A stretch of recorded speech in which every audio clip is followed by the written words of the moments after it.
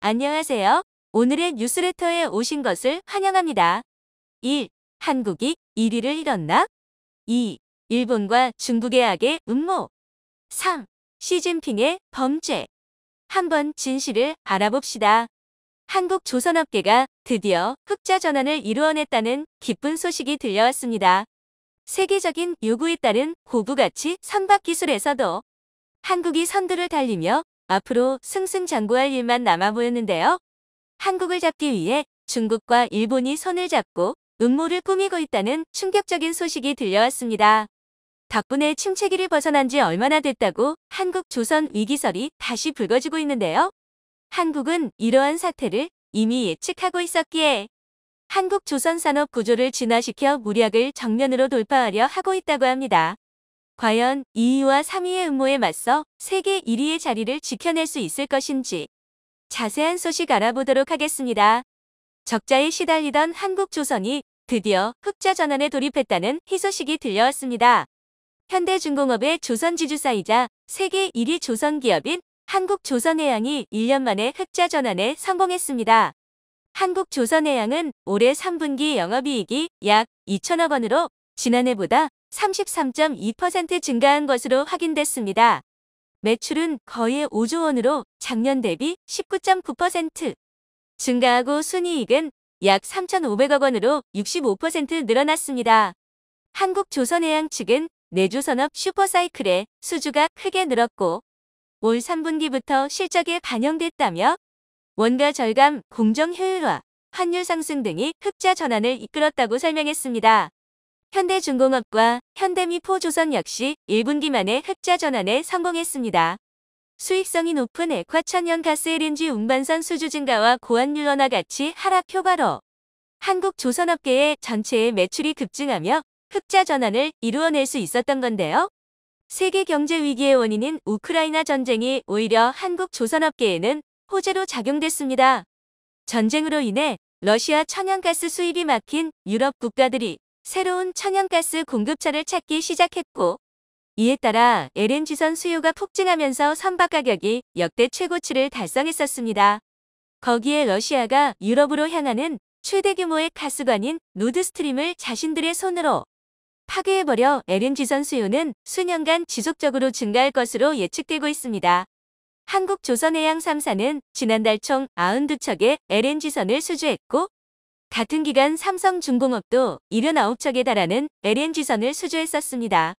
전 세계 LNG선의 80에서 90%를 한국에서 수주하며 사실상 한국이 시장을 독점하고 있다고 해도 과언이 아닌 상황입니다. 그런데 한국 조선업계의 갑작스러운 부활은 환경규제 정책 덕분이라고 엄경화 연구위원은 설명했습니다. 조선업종 애널리스트 엄경화 연구위원은 한국이 중국을 제치고 조선 점유율을 높일 수 있었던 것은 전 세계적인 탈탄소 정책 기조 덕분이었다고 설명했습니다. 과거 해운업계는 배에 최대한 적게 투자해서 이익을 취하는 게 최선이었는데요. 이 때문에 싼 인건비로 저렴한 가격을 앞세운 중국 조선사들이 세계 선박 수주를 모두 쓸어가 버리며 세계 1위의 자리를 빼앗겼었습니다. 그런데 각국에서 탈탄소 정책을 필두로 한 환경 규제가 본격화되면서 상황이 달라지게 됐는데요. 선박이 배출하는 공해물질의 양에 따라 입항할 수 있는 항구가 제한되는 사태가 발생한 것입니다.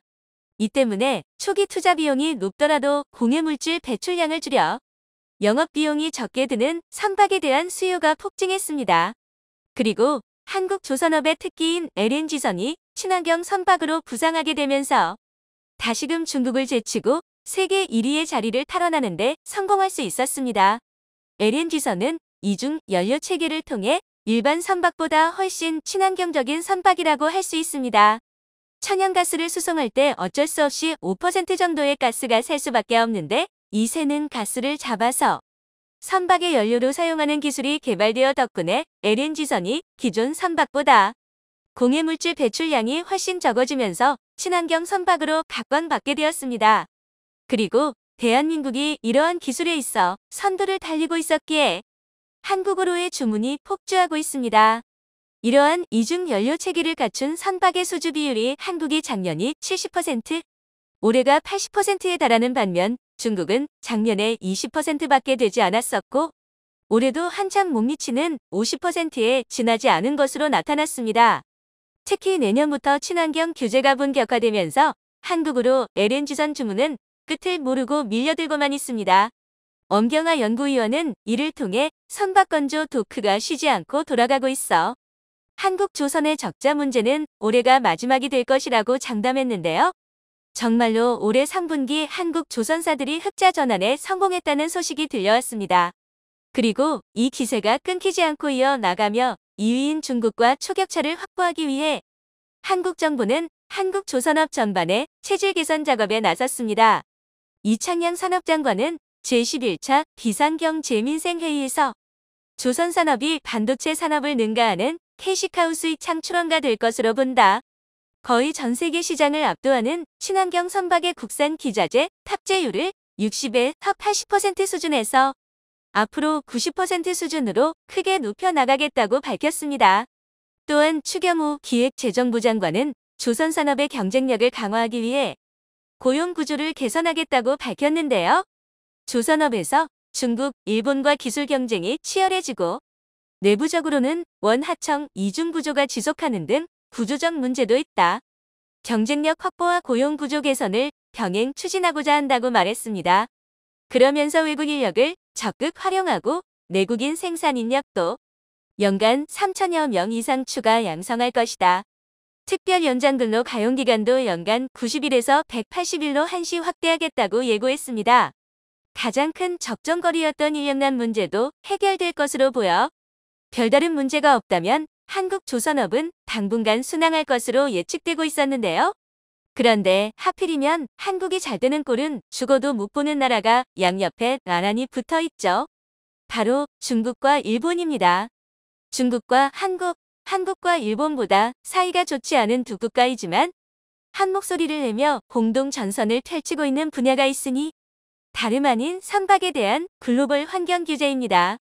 유엔산하 국제해사기구에 의해 2024년부터 온실가스 배출량이 높은 연료를 사용하는 선박에 대해 부담금이 매겨지게 될 예정인데요. 현재 이 부담금을 어떻게 책정하느냐를 두고 논의가 진행 중인데 중국과 일본이 이례적으로 한 목소리를 내고 있다고 합니다.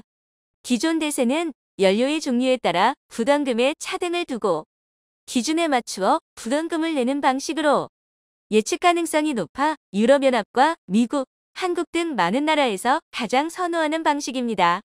그런데 중국과 일본은 단순히 연료 종류에 따라 부담금을 부과하는 게 아니라 선박의 에너지 효율성, 환경 효율성 자체에 따라 부담금을 부과하자는 훨씬 복잡한 책정 방식을 제안했는데요. 이러한 방식은 선사에 더욱 부담으로 작용하면서 구형 선박을 신형 친환경선으로 교체해야 한다는 압박으로 작용할 가능성이 큽니다. 전문가들은 중국과 일본이 이러한 안을 밀어붙이는 것은 국제환경규제를 자국의 조선업 육성에 유리하게 이용하려는 의도라고 보고 있습니다. 규제를 통해 판 전체를 뒤흔들고 한국의 빼앗긴 고부가치 선박시장의 주도권을 빼앗아 오겠다는 전략인 것이죠. 현재 전 세계 고부가치 선박 10척 중 8척은 한국에서 건조되고 있는데요. 그렇다면 중국과 일본의 환경규제 전략은 오히려 한국에게 이득이 되는 것처럼 보일 수 있습니다. 그런데 실상을 뜯어보면 이 전략의 무서움을 알 수 있는데요. 중국과 일본이 주장하는 환경부담금 책정안이 통과되게 된다면 전 세계 선사들의 부담이 급증하게 됩니다. 하지만 중국과 일본 두 국가의 공통점이 있으니 두 국가 모두 선주, 선사들이 자국에서 발주하는 비율이 100%에 가까울 정도로 자국의 조선소에서만 배를 만들어 쓴다는 것이죠. 두 국가의 전체 수주량에서 자국에서 발주하는 비중이 30에서 40%에 달하지만 한국은 10%에 불과합니다. 자국 발주 비율이 100%라는 것은 환경 규제로 자국 선사가 배를 사야 하는 일이 생겨도 그 이익이 철저하게 자국으로 향한다는 것을 의미합니다. 강력한 환경 규제 도입은 결국 전체적인 비용 증가로 한국 조선소의 악재라고 할 수 있지만 중국과 일본의 조선소는 오히려 만들 배가 늘어나며 호재가 될 수 있습니다. 국제사회의 둘을 자신들에게 유리한 방향으로 설정해 역전을 꿈꾸고 있는 것이죠. 한국도 시급히 대책 마련에 나서야 할 것 같은데요. 그런데 한국 조선업계는 오히려 정면 돌파를 선택한 듯합니다. 지난 27일 전남 목포시 남항에서 친환경 선박 연구 지원 인프라 착공식이 이루어졌습니다. 환경 규제에 대비한 연구시설 구축으로 친환경 기술 개발 경쟁에서 앞서 나갈 수 있는 원동력이 되어줄 것으로 기대받고 있습니다. 한국 조선사들도 친환경 선박 기술 개발에 심혈을 기울이고 있는데요. 대우조선해양은 최근 유럽에서 열린 친환경 선박 기술 컨퍼런스에서 친환경 장비인 축발전기 SG와 공기 윤활 시스템 LG 조합에 대한 성능 검증 결과를 발표했습니다. 이를 통해 기존 선박 대비 5%의 연료 절감 효과를 거둘 수 있으며 축발전기를 통해 공해물질 배출량도 대폭 줄이는 게 가능합니다. 삼성중공업은 차세대 연료로 주목받고 있는 암모니아 연료 추진선 개발에 나섰는데요. 지난 6월 미국 성급으로부터 암모니아 연료 추진 대형 컨테이너선 설계에 대한 기본 인증 AIP를 획득했고, 지난달에는 한국 성급 KR에서도 암모니아 운송 추진 가스 운반선부 ELGC에 대한 개념 설계 기술을 인증받았습니다. 한국조선해양과 현대중공업도 지난해 업계 최초로 친환경 암모니아 연료 공급 시스템에 대한 개념 설계 인증을 획득했으며, 대우조선해양도 영국과 프랑스 선급으로부터 암모니아 이중 연료 초대형 유조선 VLCC와 암모니아 전용 운반선에 대한 기본 인증을 받았습니다. 이처럼 한국은 규제로 인해 전 세계에서 발생할 친환경 선박에 대한 수요를 압도적인 기술 격차를 통해 선점해내겠다는 의지를 밝히고 있습니다. 중국과 일본이 자국 수요로 조선업 역량을 키우겠다면 나머지 전부를 한국이 집어삼키겠다는 전략인 것입니다. 중국과 일본의 로비 공세로 환경 규제가 두 국가의 뜻대로 진행될 확률이 높아 보이지만 한국이 선택한 전공법이 질 것 같다는 생각은 들지 않네요. 고난의 시기를 딛고 한국 조선업이 부활의 징조를 보이고 있습니다. 현명한 판단을 통해 찾아온 기회를 놓치지 않기를 바랍니다. 반면 한국은 찬사를 받았지만 중국 조선업은 욕을 먹었다. 중국이 또 한 번 최악의 범죄를 저질렀습니다. 문제는 이 사건을 중국 정부에서 조직적으로 감추려고 했다는 점인데요. 이 때문에 대만과 필리핀은 물론 한국까지 피해를 입었다고 합니다. 중국 남중국해 근방에서 벌어진 최악의 원유 유출 사태 감추기에 급급한 중국 정부의 추악한 행보에 대해 지금부터 자세하게 설명해 드리겠습니다. 악수를 거듭하고 있는 중국 정부. 현재 중국은 제로 코로나 정책을 고집하면서 자신의 잘못을 절대 인정하지 않으려는 모습을 보이고 있습니다. 시진핑 정권 이해 중국 정부는 치적을 강조하고 잘못을 감추는 일을 반복. 심지어 시진핑 주석도 봉쇄가 진정되지 않고 상하이, 베이징을 비롯해 각 지역에서 봉쇄가 이어지자 이를 가만히 놔둘 수 없다고 판단 방역 업무는 전진하지 못하면 뒤로 밀리는 일이라고 언급. 지금 코로나 방역에 힘을 다하고 있는 중국 당국을 치하하며 동시에 중국 시민들이 코로나 확산을 막기 위해 당국에게 협조할 것을 요청했습니다. 사실상 요청이 아니라 강제라고 할 수 있는 발언이죠.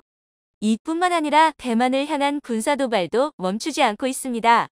최근 몇 년 이내에 중국이 대만을 칠 것이라는 중국 싱크탱크의 분석과 미국 워싱턴 정계의 분석이 나올 만큼 우크라이나 러시아 전쟁 이후에 대만에서 전쟁이 날 것이라는 예측이 지배적인 상황. 대만은 중국의 도발을 좌시하지 않을 것이라고 말하며 대만이 가진 무기인 반도체를 볼모 삼아 중국의 반도체 시장에 대만은 협력하지 않을 것이라고 말하며 중국을 견제했죠.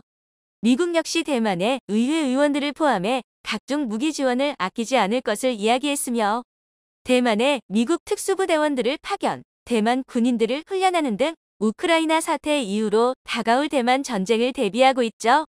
남중국해 도발 역시 멈추질 않고 있습니다. 중국은 인공섬을 지으면서 남중국해 일대를 자신의 영토로 병합.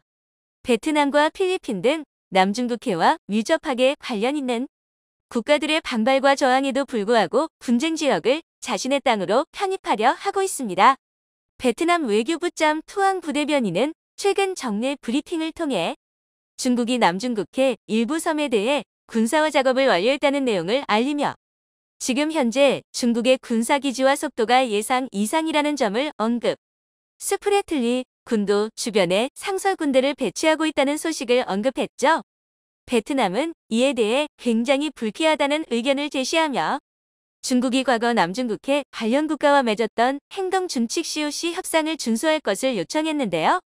예전 중국이 아세안 국가와 맺었던 남중국해 분쟁 당사국 행동선언 DOC의 연장선상인 행동준칙 COC는 아직도 효력이 있는 조항입니다.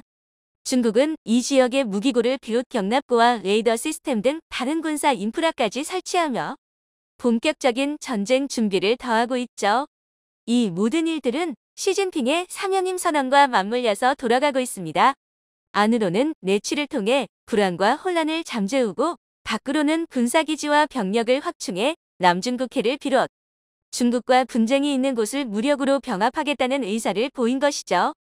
더 이상 미국과 유럽 등 강대국들의 눈치를 볼 필요가 없고 권력을 위해서라면 빠르게 계획한 바를 이룰 것이라는 시진핑의 권력유지 야욕에 많은 이들이 경악하지 않을 수 없었는데요. 내부와 외부를 단속하며 중국 권력을 유지하려던 시진핑에게 또 하나의 안 좋은 소식이 들려왔습니다. 바로 중국 화물선이 외국 유조선과 충돌 기름이 대양에 퍼졌다는 기보가 들려온 것이죠. 식품과 트럭, 원유 등 다양한 물품을 실은 중국 화물선 따파 1호가 외국 유조선과 충돌한 것은 새벽에 물품들을 푸강어항에서 란위로 운송할 계획이었던 따파 1호는 뜻하지 않은 사고를 겪게 되는데요. 바다에서 운행 중이던 라이베리아의 유조선과 충돌. 라이베리아의 유조선과 따파 1호에 들어있던 대량의 원유가 해역에 퍼진 것입니다. 따파 1호가 밤중 운행하던 도중 부주의하게 선박을 운행하다가 라이베리아 유조선과 충돌한 것이죠. 선원 9명은 충돌 직후 바다로 뛰어들었고 다행히 타이둥 해양경찰인 해군대에 의해 구출되었습니다. 인도네시아 국적을 보유한 근로자와 중국 국적을 가진 근로자 9명은 다행히 목숨을 부지할 수 있었죠. 라이베리아 유조선은 싱가포르를 출항해 한국으로 향하던 배로 유조선에 실었던 기름은 한국에 전달될 예정. 그러나 이번 사고로 인해 대량의 기름이 유출되면서 중국은 한국은 물론이고 남중국해에 엄청난 오염을 일으킨 것입니다. 따파이로에도 6만 7천 리터의 경유와 휘발유가 담긴 33개의 오일 탱크가 실려 있었고 이번 충돌 사고로 물에 잠겼기에 오일 탱크로 인한 해양 오염이 예측되는 상황. 실제로 사고로 인해 번진 원유는 지역 일대 해양을 오염시켰습니다.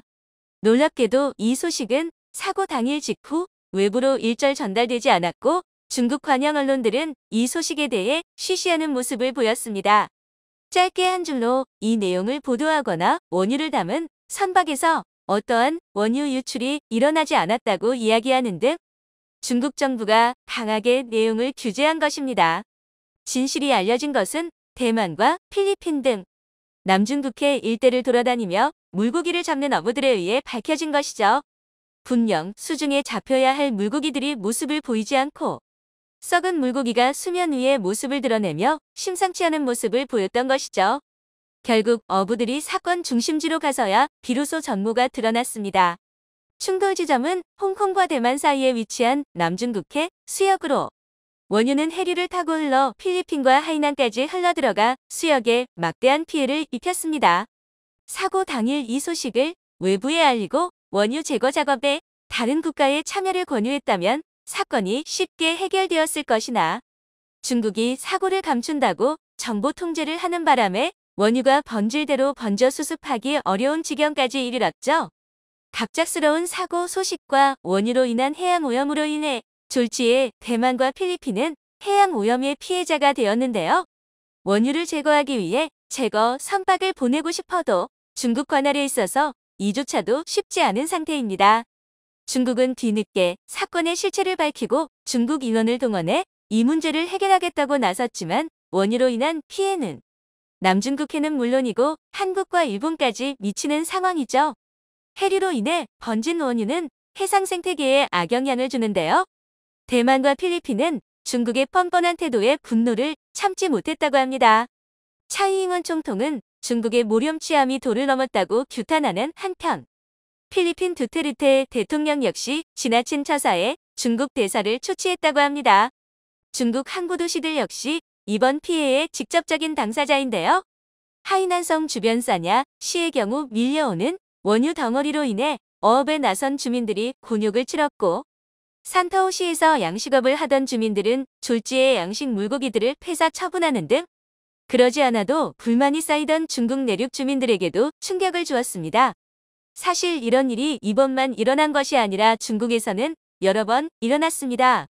과거 산둥성 칭다오 앞바다에서 원유 100만 배럴을 실은 심포니호가 화물선과 충돌해 원유가 바다로 유출된 때에도 중국 해사국은 뒤늦게 원유 유출을 주변 국가에게 통보했죠.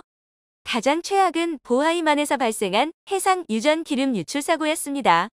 중국 SNS인 웨이보를 통해 보하이만 유출 소식이 네티즌들 사이에서 퍼졌으나 당국은 이에 대해 말 바꾸기는 물론이고 사실 부인까지 하며 진실을 덮으려고 했으나 증거 자료가 드러나면서 결국 유출 사고를 시인했죠.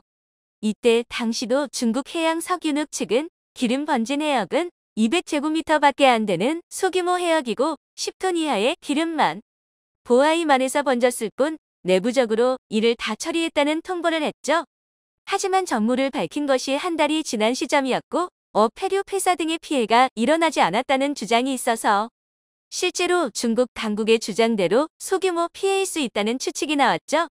그러나 이러한 거짓말은 얼마 지나지 않아서 중국 어민들의 폭로로 사실이 아님이 밝혀졌습니다.